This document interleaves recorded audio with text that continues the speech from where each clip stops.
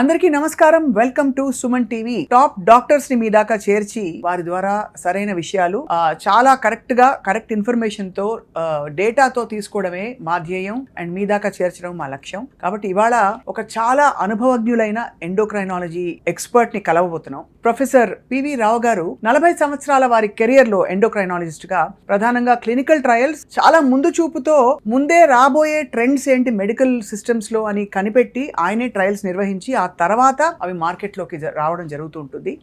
ఎక్కువగా డయాబెటాలజీలో, ఎందుకంటే diabetes cases పెరిగిపోతున్నాయి కాబట్టి ఆయన కెరియర్లో 40 సంవత్సరాల సుదీర్ఘ ప్రస్థానంలో 5 లక్షలకి పైగా పేషెంట్లను ఆయన స్పృశించుంటారు. అలాగే చాలా మందికి చాలా యూస్ఫుల్ ఇన్ఫర్మేషన్ ఇస్తూ వారి జీవితాన్ని, మెడికల్ ప్రయాణాన్ని సార్థకం చేసుకున్నారు. మన అదృష్టం ఇవాళ వారు మన స్టూడియోలో ఉండడం. ఎందుకంటే అంత ఎక్స్పీరియన్స్ తో మనం చేస్తున్న చిన్నపాటి తప్పులేంటి, ఎలా సవరించుకోవాలో కూడా చెప్తారు. సార్ నమస్కారం, స్వాగతం.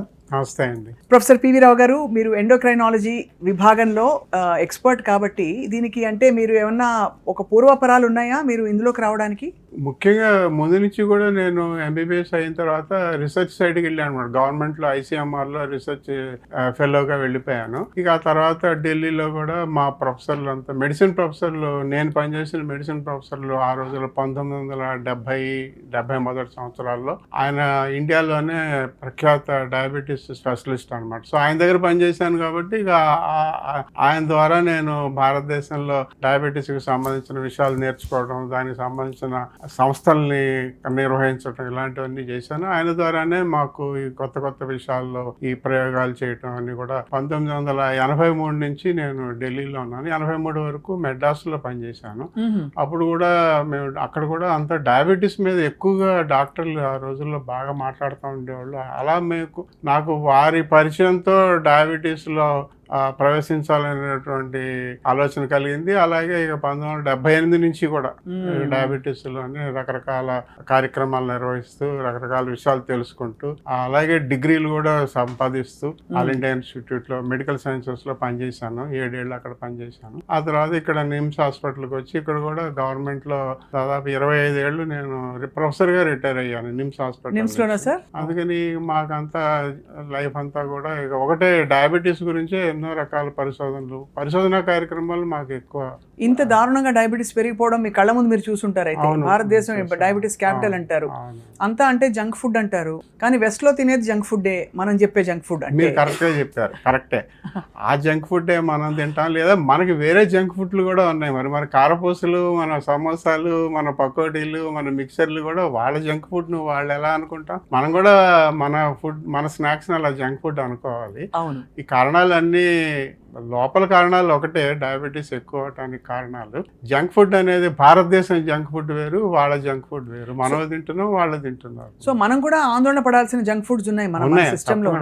చాలా ఉన్నాయి. ఒకప్పుడు అది మనకి సంతోషం వచ్చినా దుఃఖం వచ్చినా ముందు తట్టేది ఫుడ్డే కాబట్టి ఫుడ్ ద్వారా చాలా అన్యాయాలు జరిగిపోతున్నాయి రోజైతే. సార్ తప్పకుండా మేము మిమ్మల్ని మళ్ళీ డిస్టర్బ్ చేస్తాం. మా సుమన్ టీవీ వ్యూవర్స్ కి సరైన ఇన్ఫర్మేషన్, అంటే ఇప్పుడు అన్ని ఎక్స్ట్రీమ్స్ వచ్చేసాయి సార్. ఆ ఎక్స్ట్రీమ్స్ పక్కన పెట్టి moderate and healthy happy life style కోసం అడుగులు వేద్దాం. మీ నుంచి మేము మరింత సమాచారం తెలుసుకుంటాం ఎప్పటికప్పుడు. సో మిమ్మల్ని డిస్టర్బ్ చేస్తూ ఉంటాం, మీరు అనుమతి ఇవ్వాలి మాకు. తప్పకుండా. Doctor PV Rao garu, we're honoured to have you here. నమస్కారం సార్. మీ ప్రయాణంలో మీరు ఎక్కువ క్లినిషియన్ గా ఉన్నారా, రిసెర్చ్ పర్సన్ గా ఉన్నారా? అలా క్లినిషియన్ గా ఉన్నప్పుడు మీరు చాలా రేర్ కేస్ అనుకుని ఒక చాలా అద్భుతమైన విషయం కనుగొన్న సందర్భము, లేదు ఒక చాలా ముదురు కేసుని మీరు సాల్వ్ చేసిన సందర్భం ఉంటుంది కదా? అంటే మేము డయాబెటీస్ అనేది మేమందరం కూడా రక్తంలో గ్లూకోజ్ 500, 600, 1000 మిల్లీగ్రాములతో వచ్చిన వాళ్ళని, అంటే మాకు సాధారణంగా గవర్నమెంట్ లో పనిచేసినప్పుడు అలాంటి కేసులు చాలా వస్తాయన్నమాట. వాళ్ళకి ఏదైనా ఆపరేషన్ చేయాల్సి ఉంటుంది అర్జెంటుగా, ఒక 2-3 గంటల్లోనే పెద్ద ఆపరేషన్, మేజర్ ఆపరేషన్ 5-6 గంటలు ఆపరేషన్ చేయాల్సి ఉంటుంది. వాళ్ళకి రక్తంలో గ్లూకోజ్ 600 ఉంటుంది, 1000 ఉంటుంది. మా డాక్టర్లు, ఎనస్థీషియా వాళ్ళు, మా సర్జరీ వాళ్ళు వాళ్ళని మీరు 120 మిల్లీగ్రాములకు రప్పించండి దాన్ని అని చెప్తారు అనమాట. అదే మాకు చాలా గొప్ప విషయం. 2-3 గంటల్లోనే 600 షుగర్ ని మరి శరీరంలోని మిగతా అవయవాలు పాడవకుండా దాన్ని 600 నుంచి 120కి రప్పించేసి మరి డాక్టర్లకి, ఇది సాధారణంగా మాకు అదేదో అత్యద్భుతమైన కార్యక్రమంగా కాకుండా ప్రతిరోజు మేము సాధారణంగా గవర్నమెంట్ హాస్పిటల్లో ఇవి బయట ప్రాక్టీస్లో ఇలాంటివి చేయడం కష్టం. దానికి సంబంధించిన డాక్టర్లు ఉండాలి, సంబంధించిన పరీక్షలు అన్నీ ఉంటాయి కాబట్టి మాకు వీటినే నేను ఎక్కువగా ఎక్కువగా చెప్పుకుంటే మీరు ఏదైనా అద్భుతాలు సాధించారా అంటే మేము సాధించిన అద్భుతాలు క్లినికల్లో 1000 షుగర్ ఉన్నా కూడా 1000 మిల్లీగ్రాముల షుగర్ ఉన్న వాళ్ళకి కూడా 1-2 గంటల్లో దాన్ని 100కి రప్పించేసి. ఏం చేస్తారు సార్? మందులు ఇవ్వడం? మందులంటే మన ఐవి మందులు ఇచ్చి చాలా కష్టం అనమాట. 1000-2000 షుగర్ ఉంటే అంటే మీరు చెప్పిన తల తిరుగుతుంది. ఏం సిమ్టమ్స్ వస్తారు సార్ వాళ్ళు? హఠాత్తుగా 1000 మిల్లీగ్రాములు వస్తే వాళ్ళకి కళ్ళు తిరగటం, లేదా నోరు ఎండిపోవటం, డీహైడ్రేషన్ అంటాం. శరీరంలోని రక్తంలోని నీరంతా కూడా తగ్గిపోయి డీహైడ్రేషన్ వచ్చి అవయవాల్లో ముఖ్యంగా ఊపిరితిత్తుల్లోను, గుండెలోను, మెదడులోను ఉన్నటువంటి కణాల్లో నీరు తగ్గిపోతే వాటికి సంబంధించిన సమస్యలు వస్తాయన్నమాట. కానీ అదే ఇప్పుడు మనం చాలా మందిని చూస్తూ ఉంటాం బయట, సంవత్సరాల తరబడి షుగర్లు ఎక్కువగా ఉంటుంటే 400-500 ఉంటూ అలా దానికి అలవాటు పడిపోతారు. అవును, అలవాటు పడిపోతే వాళ్ళకి మనం ఏదో రక్త పరీక్ష చేస్తే తప్ప వాళ్ళకి ఎటువంటి సమస్యలు బయటపడవు. అవును, అదో రకమైన సమస్య మాకు. అది డయాబెటీస్ వాడికి రక్తంలో గ్లూకోజ్ ఎంత ఉందని తెలుసుకోవాలంటే రక్త పరీక్ష చేసుకోవాల్సిందే తప్ప వాళ్ళని ఏదో చూసి వాళ్ళ లక్షణాలను బట్టి వాళ్ళతో మాట్లాడి మేము చెప్పలేము. కాబట్టి రక్త పరీక్షల్లో తెలుసుకుంటాయి. అలాగా చాలా కాలంగా రక్తంలో 500-600 షుగర్ ఉన్న వాళ్ళు ఏ సమస్య లేకుండా బయట సాధారణంగా తిరుగుతూ ఉంటారు. వాళ్ళకి ఏమవుతుంది ఒకవేళ అది కంటిన్యూ అయితే వాళ్ళకి చాలా డెఫినెట్గా వచ్చే సమస్యలు ముఖ్యంగా రక్తనాళాలు గట్టిపడిపోతాయి అన్నమాట. వీళ్ళందరికీ రక్తం గట్టిపడుతుంది, రక్తం చెక్కబడిపోతుంది కదా. రక్తం చెక్కబడిపోతుంటే ఎక్కడైనా రక్తనాళాల్లో అది గడ్డగట్టి, ఆ గడ్డ ధమనంలో, గుండె ధమనంలో, కరోనరీ ఆర్టరీలో గడ్డగడితే హార్ట్ అటాక్ వస్తుంది. మెదడులో ఆర్టరీలో గడ్డగడితే అక్కడ బ్రెయిన్లో స్ట్రోక్ వస్తుంది. ఇలాగా ముఖ్యంగా రక్తనాళాల సమస్యలు, తర్వాత మూత్రపిండాల సమస్యలు కూడా వస్తాయి. ఇవన్నీ కూడా ఖచ్చితంగా వస్తాయి అందరికీ. కాకపోతే ఏంటంటే అది ముందు తెలీదు చాలా మందికి. రాబోతోంది అనే విషయం 5 ఏళ్ళు 10 ఏళ్ల తర్వాత గుండె జబ్బులు వస్తాయని, మూత్రపిండాల జబ్బులు వస్తాయని తెలీదు.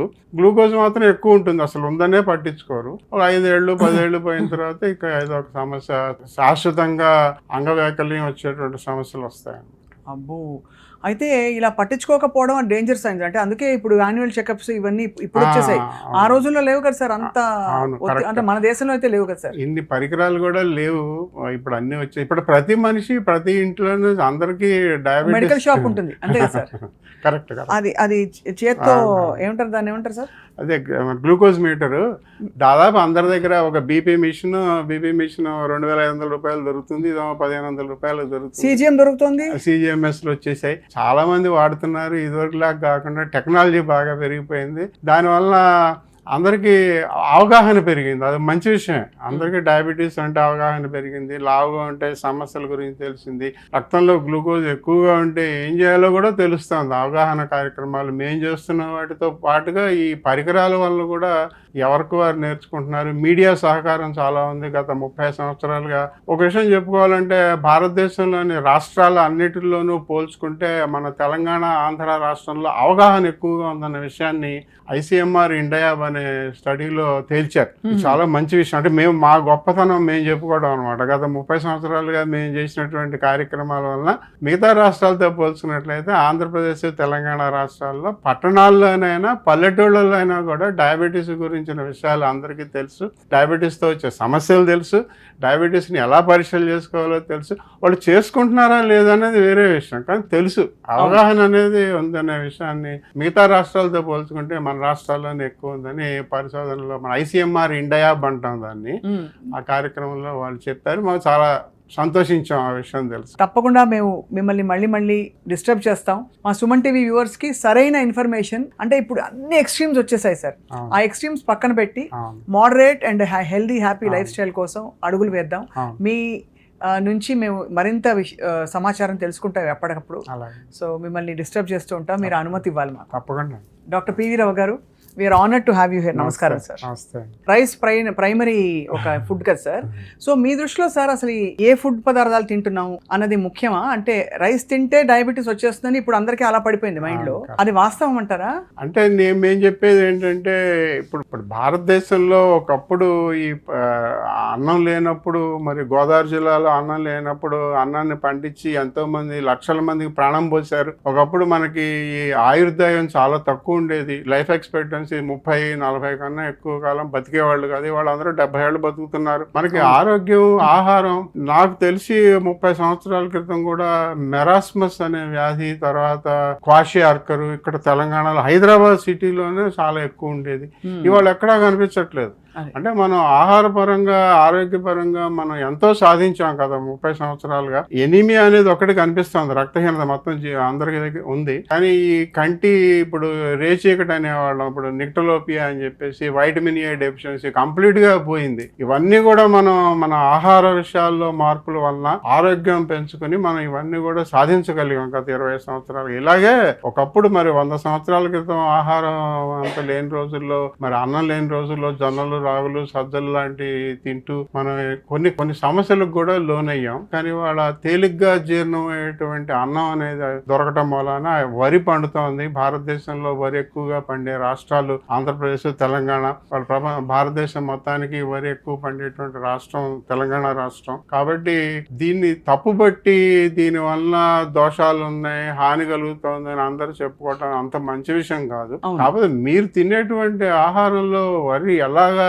మీరు వాడుకుంటున్నారు, 2 సార్లు మరబట్టారా, 1 సారి మరబట్టారా? తర్వాత ఇవాళ మరి చెప్పుకోవాల్సిన విషయం ఏంటంటే, ఈ ధాన్యాన్ని బాగా మరబట్టి ఆ పైన ఉన్నటువంటి హస్క్, ఆ ఓకా చుట్టూ తీసి దాంట్లోంచి ఆయిల్ తీసినట్లయితే బ్రాన్ ఆయిల్ కి ఎక్కువ డబ్బు వస్తుంది, మనం బియ్యం అమ్ముకున్నా కూడా. అందుకని బాగా మరబట్టేసి మరి ఇవన్నీ బయటకు తీసి ఆయిల్ అమ్ముకోవటం ముఖ్యం కానీ బియ్యం ముఖ్యం కాదు అనే ఉద్దేశంతో బాగా తెల్లగా శుభ్రంగా జీర్ణం అయిపోయి, ఆహారం తీసుకున్న, అన్నం తీసుకున్న అరగంటలోనే మొత్తం జీర్ణమైపోయి రక్తంలోకి వెళ్ళి, అంటే గ్లైసిమిక్ ఇండెక్స్ ఎక్కువ బాగా పెరిగిపోయేలాగా చేసి పండిస్తారు. అలాంటి ఆహారం తీసుకోవటం వల్ల మన తప్పు, మన వంట పద్ధతుల్లో తప్పు, అంతేగాని అన్నాన్ని తప్పు పట్టకూడదు. ఎంత గొప్ప మాట అన్నారు సార్. అంటే మీ అనుభవం కనిపిస్తోంది స్పష్టంగా. అన్నాన్ని తప్పు పట్టలేము, మనం పండించే విధానం, దాన్ని ప్రాసెస్ చేసే విధానం తప్పు కాబట్టి అది మనకి చేటు చేస్తోంది. సార్, ఇప్పుడు మీరు ఈ డయాబెటీస్ పరీక్షల్లో మనకి HbA1c ఒకటి కామన్ గా, ఫాస్టింగ్ గ్లూకోజ్, అయితే ఇప్పుడు ఫాస్టింగ్ ఇన్సులిన్, హోమాయార్ ఇవన్నీ అంటున్నారు. మీరు ఏది ప్రామాణికం అంటారు? రక్తంలో గ్లూకోజ్ ఎక్కువగా ఉంటేనే డయాబెటీస్ నిర్ధారణ చెప్తున్నాం, మనం డయాగ్నోస్టిక్ గా వాడతాం. అలాగే రక్తంలో గ్లూకోజ్ తగ్గటం అనేది ఒక టార్గెట్ గా పెట్టుకుని మనం మందులు ఇస్తున్నాం అనమాట. మందులు ఇవ్వడానికి, నిర్ధారణ చేయడానికి రక్తంలో గ్లూకోజ్ అనేది ప్రామాణికం, దాంట్లో తిరుగులేదు. HbA1c అనేది ప్రామాణికం కాదు, కానీ ఒక రకంగా మనకు ఉపయోగం అనమాట. అంటే 3 నెలలకు ఒకసారి, గత 3 నెలలు బాగుందా లేదా మనం చేసిన చికిత్స అని తెలుసుకోవడానికి వాడుతున్నాం HbA1c అనేది. కాకపోతే ఇక రాబోయే కాలంలో రక్తంలో గ్లూకోజ్ యొక్క అవసరం తగ్గిపోతోందని ఒక కొత్త సూచనలు వస్తున్నాయి. రక్తంలో గ్లూకోజ్ రోజంతా కూడా ఒకలానే ఉండదు, అది 20 సెకండ్లకు ఒకసారి మనం చేయగలిగినట్లయితే మారిపోతాం. ఆ మారిపోవడం కూడా వేరియబిలిటీ చాలా ఎక్కువగా ఉంటుంది అనమాట. అంటే ఒక 5 నిమిషాల క్రితం 100 ఉంటే 5 నిమిషాల తర్వాత 300 ఉండొచ్చు, మళ్ళీ 5 నిమిషాల తర్వాత మళ్ళీ 50 ఉండొచ్చు. వేరియబిలిటీ ఎక్కువ ఉంటుంది. కాబట్టి ఏదో రక్త పరీక్ష చేసి ఉదయం తిన్న తర్వాత, గంట తర్వాత, 2 గంటల తర్వాత రక్త పరీక్ష చేసి దాంట్లో ఉన్న షుగర్ని బట్టి ఆ రోజంతా ఇలాగే ఉందని మనం ఊహించి మందులు ఇవ్వటం అనేది తప్పు. సో మరి డయాబెటీస్ ఉందా లేదా అని ఎలా నిర్ధారిస్తాం మనం? అదైతే రక్తంలో గ్లూకోజ్ దానికి మంచి ఒక నెంబర్ కూడా ఇచ్చేసారు, సంఖ్య. 125 ఉంటే డయాబెటీస్ లేదు తినకముందు, 126 ఉంటే డయాబెటీస్ ఉంది. అలాగా ఫాస్టింగ్ అంటున్నారు. ఫాస్టింగ్ బ్లడ్ గ్లూకోజ్ తిన్న తర్వాత 140-200 నెంబర్లు ఇచ్చారు. సో ప్రతిదానికి సంఖ్యలకు ఆధారంగా మనం చేస్తున్నాం. అది రీజనబుల్ ఎస్టిమేట్ అని చెప్పొచ్చు. తప్పకుండా మేము మిమ్మల్ని మళ్ళీ డిస్టర్బ్ చేస్తాం. మా సుమన్ టీవీ వ్యూవర్స్ కి సరైన ఇన్ఫర్మేషన్, అంటే ఇప్పుడు అన్ని ఎక్స్ట్రీమ్స్ వచ్చేసాయి సార్. ఆ ఎక్స్ట్రీమ్స్ పక్కన పెట్టి moderate and healthy happy life style కోసం అడుగులు వేద్దాం. మీ నుంచి మేము మరింత సమాచారం తెలుసుకుంటాం ఎప్పటికప్పుడు. సో మిమ్మల్ని డిస్టర్బ్ చేస్తూ ఉంటాం, మీరు అనుమతి ఇవ్వాలి మాకు. తప్పకుండా. Doctor PV Rao garu, we're honoured to have you here. నమస్కారం సార్. ఒకప్పుడు ఇండియా హెల్దీగా ఉండేది, ఇప్పుడు బాగా అన్హెల్దీగా మారిపోయిందని మనం చాలా బాధపడుతున్నాం. వాటికి ప్రధాన కారణాలు ఏంటంటే, నడిచేస్తే ఆ హెల్త్ వచ్చేస్తుందా, జిమ్కి వెళ్ళిపోతే హెల్త్ వచ్చేస్తుందా, సెడెంటరీ లైఫ్ ఒక్కటే కారణమా, లేదు మనం జంక్ ఫుడ్ తింటున్నాం అంటాం, రోజు పని కట్టుకుని ఎవరు బర్గర్లు, పిజ్జాలు కూడా తింటారు సార్. సో మరి ఏమిటి సార్ కారణం? అలాగే పకోడీలు, బజ్జీలు కూడా ఈ మధ్య తినలేదు. ఇప్పుడు ఒక్క పకోడీ తింటే దాని క్యాలరీస్ అంతా ChatGPTలో చూసి మరి తింటున్నారు మాలాంటి వాళ్ళు. సో మీరు చెప్పండి సార్. అలా చేయడం చాలా మంచి పని అండి, మీరు చెప్పేది చాలా బాగుంది. ఇప్పుడు నెమ్మదిగా గూగుల్లో అన్ని వచ్చేసాయి కాబట్టి మీరు పకోడీ తిన్నప్పుడు దాంట్లో ఎంత క్యాలరీలు ఉన్నాయని తెలుసుకొని తింటాం. క్యాలరీలో నేను ముఖ్యంగా చెప్పేది, మీరు చూడండి, ChatGPTలో చూస్తూ ఉండండి, గూగుల్లో చూస్తూ ఉండండి, ప్రతిదాన్ని కూడా మీరు అందులో ఏముందని తెలుసుకోవటం చాలా ముఖ్యం. అవును. ఇప్పుడు మనకి సమస్యలన్నిటికీ అదే మూల కారణం, మన ఆహారమే. కాబట్టి పకోడీలో ఎంత నూనె ఉందో తెలుసుకోవాలి, బాగా ఉంటుంది అది ఇంపార్టెంట్. అంతేగాని అందులో ఎంత షుగర్ ఉంది, ఎంత కార్బోహైడ్రేట్, కార్బ్స్ అనేది అనవసరంగా దాని మీద ఒక దుష్ప్రచారం జరిగిపోయింది. రైస్ తినకూడదు, అన్నం తినకూడదు, పంచదార తినకూడదు, కార్బ్స్ అనేవి తగ్గించేయాలి, కట్ చేయాలి. కార్బ్స్ తగ్గిస్తే చాలా సమస్యలు వస్తాయి. 55% కన్నా తక్కువ కార్బ్స్ అంటే మనం తీసుకున్నటువంటి పిండి పదార్థాన్ని, మనం మనిషి అనేవాడు పిండి పదార్థాల మీదే బతుకుతున్నాడు. అయితే 1800 క్యాలరీస్ వేసుకుంటే ఉజ్జాయింపుగా అందులో 900 క్యాలరీస్ దగ్గర మీకు కాఫీ నుంచి రావాలంటున్నారు. రాకపోతే మనకు ఆరోగ్య సమస్యలు ఎక్కువ అవుతాయి అన్నమాట. 55% ఉండాలి, 55% కాదు, 55% ఉండాలి. అంటే 1000 క్యాలరీస్ అనుకుంటే కూడా sir 250 grams of carbs we need 100%. because 250 into 4 ఒక్కొక్క gram of carb is 4 calories కదా సార్. కాబట్టి 55% అయినా కూడా పిండి పదార్థం ఉంచుకోవాలి. మనకి వాళ్ళ భారతదేశంలో ఆహారంలో లోపాలు ఏం జరుగుతున్నాయంటే, ఒకటి ప్రోటీన్ తక్కువ ఉంది, ఆ మాంసకృతులు తక్కువ ఉండటం వలన మన అందరికీ చాలా సమస్యలు వస్తున్నాయి, అదొక విషయం. రెండో విషయం ఏంటంటే నూనె పదార్థాలు ఎక్కువ అవుతున్నాయి. మామూలుగా నూనె పదార్థాలు ఎక్కువ అవటం అంటే, మరో విషయం చెప్పుకోవాలంటే, మనం వాడేటువంటి వంట పద్ధతులు, మనం దాన్ని బాగా మరిగించి, అంటే నూనెలో ముంచి, ప్రపంచంలోని అన్ని దేశాల్లోనే ఏదైనా ఆహారం తీసుకోవాలంటే దాని మీద వాళ్ళు వేడి చేసుకొని నూనె జల్లుతారు, కానీ దానిలో ముంచి దాన్ని వేడి చేయరు. రెండోది ఏంటంటే, నిన్న పండించిన పదార్థాన్ని, ఆహార పదార్థాన్ని మళ్ళీ రెండోసారి మూడోసారి వేడి చేయడం కూడా మనకు సామాన్యం అయిపోయింది. సో ఆ వేడి చేయడం వల్ల కూడా దానిలో ట్రాన్స్ ఫ్యాట్స్ వస్తాయి, ప్లస్ క్యాన్సర్ కలిగించేటువంటి పదార్థాలు కూడా వస్తాయి. ఇటు పక్కన గుండె జబ్బులే కదా, అటు క్యాన్సర్ జబ్బులు కూడా వస్తాయి. కాబట్టి ఇలాగా రెండోసారి వేడి చేయడం అనేది తప్పు. తర్వాత నూనెలో ముంచి వేయించడం తప్పు. ఇవన్నీ కూడా మనం ఎక్కువగా వంట పద్ధతుల్లో, మన భారతదేశం వంట పద్ధతుల్లో ఇవన్నీ జరుగుతున్నాయి, కానీ వీటిని మరీ ఎక్కువగా వాడుతున్నాం అనమాట. ముఖ్యంగా ఏదైనా మనం పెళ్లిళ్ళకి కానీ ఫంక్షన్లకు కానీ వెళ్తే, నిన్న తయారు చేసింది, అదే వాళ్ళ పొద్దున్న తయారు చేసింది వేడి చేసి మనకి ఇస్తున్నాం. మనం కూడా 2-3 రోజులకు ఒకసారి కూరలు చేసుకుని మైక్రోవేవ్ లో పెట్టుకుని తింటున్నాం, రోజు అదే వేడి చేసుకుని. సో ఇవన్నీ కూడా సమస్యలు ఉన్నాయన్నమాట. అంతేగాని ఆహార పదార్థాన్ని తప్పు పట్టకూడదు. అంటే ఏదో బియ్యం తప్పు, లేకపోతే పొటాటో, బంగాళదుంప తప్పు అలా అనకూడదు. దాన్ని వండే పదార్థాల్లో, వండే పద్ధతుల్లో తప్పులు అనమాట. సో ప్రధానమైన కల్ప్రిట్స్ నాకు అర్థమైంది. సూపర్ రిఫైనింగ్ రైస్ అండ్ పిండి పదార్థాలు ఒకటి చెప్పారు, రెండు నూనె పదార్థాలు మనం గ్రహించట్లేదు, కార్బ్స్ ని తప్పు పడుతున్నాం, కానీ యాక్చువల్లీ కల్ప్రిట్ ఇది. ఎందుకంటే మళ్ళీ కూరలు వేడి చేస్తే అది బ్యాడ్ ఫ్యాట్ గా మారుతుంది. రెండోది ఆ ఫ్యాట్ కంటెంట్ కూడా బాగా ఎక్కువ అవుతుంది. అది సో చాలా ఇది గ్రహించకుండా చేస్తున్న తప్పులు సార్. ఎందుకంటే 2 కదా బజ్జీలు, ఒక 2 బజ్జీలు తింటే ఒక చక్కగా అంత నూనె వచ్చేస్తుంది మన బాడీలో, అంతే కదా సార్? అవును, 3వ వంతు నూనె ఉంటుంది. మీరు పకోడీ కానీ బజ్జీ కానీ కారం పోసేదే చేతికి తగలదు, ఏది తగలకుండా నూనె వెళ్ళిపోతుంది లోపలికి. కాబట్టి ఏదైనా మీరు ఒక ఆహార పదార్థం, మన భారతదేశ వంటకాలు ఏం తీసుకున్నా కూడా, మిఠాయిలు కూడా ఏం తీసుకున్నా కూడా దాంట్లో 3వ వంతు నూనె పదార్థం ఉంటుంది అన్నమాట. ఇప్పుడు అయితే మనకి గతంలో హెల్దీగా ఉన్న ఇండియా అన్హెల్దీగా మారడానికి ఇదే కారణం. అంటే దానికి తగ్గట్టు మనం నడవట్లేదు, ప్రభుత్వ పరంగా ఆలోచించినట్లయితే మనకున్న సమస్యల్ని మనం చాలా తగ్గించుకున్నామండి. ఇప్పుడు భారతదేశం ఒకప్పుడు అనారోగ్యాలు ఎక్కువగా ఉండేటువంటి రోజుల నుంచి వాళ్ళ ఆరోగ్యం ఉన్న వేరే, కానీ కమ్యూనికబుల్ డిసీజెస్ తగ్గాయి, కానీ లైఫ్ స్టైల్ డిసీజ్ కొంచెం పెరిగినట్టే కదా సార్? కరెక్ట్. ఇన్ఫెక్షన్స్ డిసీజెస్ అన్ని తగ్గిపోయినాయి, బాగా తగ్గాయి. అవును. కాకపోతే ఇప్పుడు ఈ నాన్ కమ్యూనికబుల్ డిసీజెస్ అంటే మరి ఈ గుండె జబ్బులు అవుతానేమి, క్యాన్సర్లు అవుతానేమి, ఊబకాయం, డయాబెటీస్, ఇవి పెరిగాయి అనమాట. అలాగా మొత్తం అంతా అనారోగ్యంలో వెళ్ళామని అనుకోకూడదు. మనకి ఇంకా అవకాశం ఉంది. మనకి ఇప్పుడిప్పుడే మిగతా దేశాలతో పోల్చుకుంటే ఇప్పుడిప్పుడే మనం ఈ జబ్బులకు లోనవుతున్నాం. భారతదేశాన్ని డయాబెటీస్ క్యాపిటల్ అని చెప్తారు, కానీ సంఖ్యాపరంగా చూసుకుంటేనే క్యాపిటల్, కానీ మన శాతం చూసుకున్నట్లయితే మన భారతదేశంలో డయాబెటీస్ అమెరికా, చైనాలో ఉన్నట్టు లేదు. మనకు 10%, 25 ఏళ్ళు దాటిన వాళ్ళలో 10% అనమాట.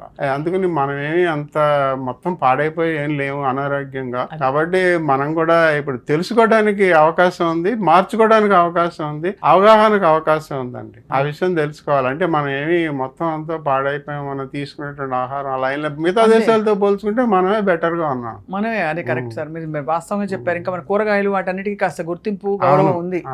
వేరే దేశాల్లో హార్డ్ మీట్స్ తినే దేశాలు ఉంటాయి, రెడ్ మీట్ ఎక్కువ తినే దేశాలు కూడా ఉన్నాయి సార్ మన దగ్గర. 20 సంవత్సరాల మోర్టాలిటీ డేటా, అమెరికా వాళ్ళ డేటా తీసుకున్నట్లయితే భారతదేశం కన్నా ఎక్కువ మరణాల సంఖ్య వాళ్ళ దగ్గర ఉంది, మన దగ్గర కాదు. వాళ్ళకన్నా మనం చాలా వెనకబడి ఉన్నాం. మన హాస్పిటల్స్ అయితేనేమి, వైద్య సదుపాయాలు అవుతాయి. కానీ చివరికి మోర్టాలిటీ డేటా, మార్బిడిటీ డేటా తీసుకున్నట్లయితే 20 సంవత్సరాలు అమెరికాది ఇండియాది పోల్చుకున్నట్లయితే మనమేమి వాళ్ళతో పోల్చుకుని బాధపడాల్సిన అవసరం ఏం లేదు. మనకు ఆరోగ్యంగానే ఉన్నాం మనం. కాకపోతే రాబోయే కాలంలో మన ఒబిసిటీ పెరుగుతోంది, డయాబెటీస్ పెరుగుతోంది, గుండె జబ్బులు పెరుగుతాయి. ఆ సమస్యలు మనకు ఉన్నాయనే విషయం మనకు తెలుసు.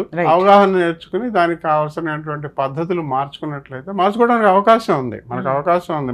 మీరు చెప్పినట్టు కూరగాయలు అవుతానే, పళ్ళు అయితేనే, మనం వాడినంత కూరగాయలు, పళ్ళు, ఆహార పదార్థాలు మిగతా దేశాల్లో లేవు.